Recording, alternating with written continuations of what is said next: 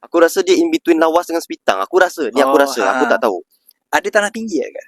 Ada kan apple boleh tumbuh kat situ. Kat Bakalan tu kan. Dia ada airport sendiri kan? Bakalan aku tak rasa ada airport.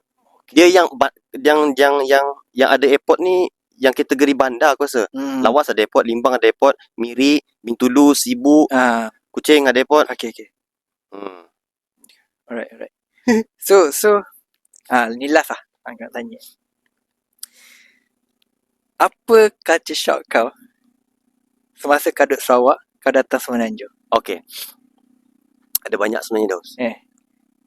Macam okay, sebelum kau cerita, masa aku belajar kat Sarawak. Okay.